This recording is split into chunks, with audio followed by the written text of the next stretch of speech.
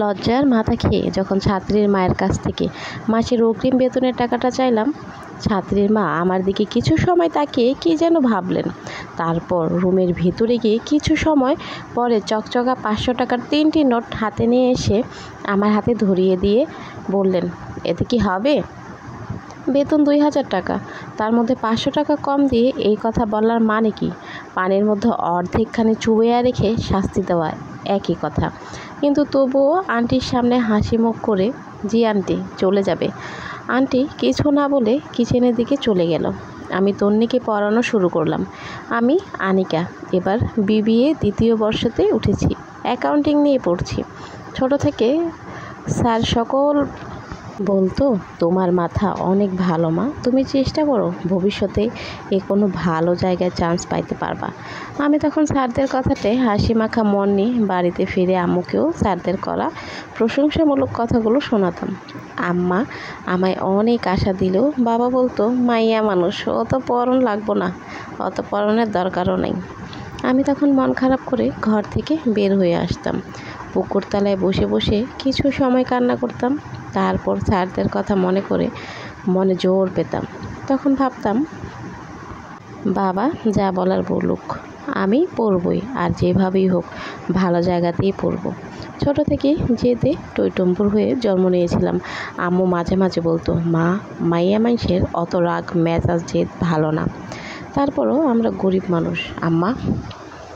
আমি তখন আম্মুর দিকে তাকায়ে বইয়ের কোনো জায়গায় লেখা আছে, রাগ জেদ মেজাজ খালি বড় লোকদেরই থাকতে হবে, আমার মতো গরিবদের থাকা যাবে না। আমার প্রশ্ন শুনে আম্মা চুপ করে থাকতো। এক এক করে সবগুলো লেভেল ভালোভাবেই পার করলাম।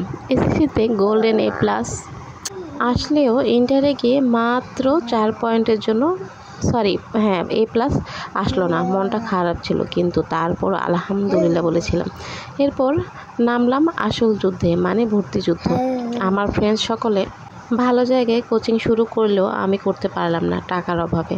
রাতে ঘুম আসতো না আমার, নিঃশব্দে কান্না করতাম। এত অভাবের মধ্যে কেন পাঠাইলা আল্লাহ?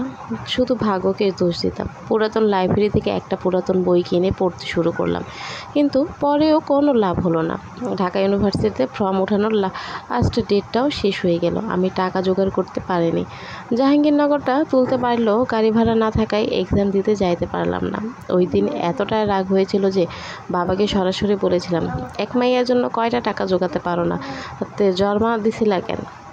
বাবা আমার দিকে অসহায় দৃষ্টিতে তাকিয়েছিল, কিছু বলতে পারেনি। আম্মা আমায় টেনে বাহিরে নিয়ে এসেছিলেন। রাত্রে বাবার কাছে গিয়ে ক্ষমা চেয়ে নিয়েছিলাম, বাবা আমায় ক্ষমা করো, আমার ভুল হয়ে গিয়েছে, আমায় ক্ষমা করো। বাবা আমার লুঙ্গির গিট থেকে 10 টাকা 5 টাকা অনেকগুলো নোট বের করে গুনতে বলল। আমি গুনে দেখি 340 টাকা হয়েছে। বাবাকে বললাম, বাবা 340 টাকা হয়েছে। বাবা আমার দিকে তাকায়, আমার কাছে এর চাইতে বেশি আর নাই রে মা, এ দিয়ে তুই তোর রেজাল্ট চালা। আমি বাবার হাতটা উল্টাইয়া দেখি হাতে কড়া পড়ে গিয়েছে সংসারের টান টানতে।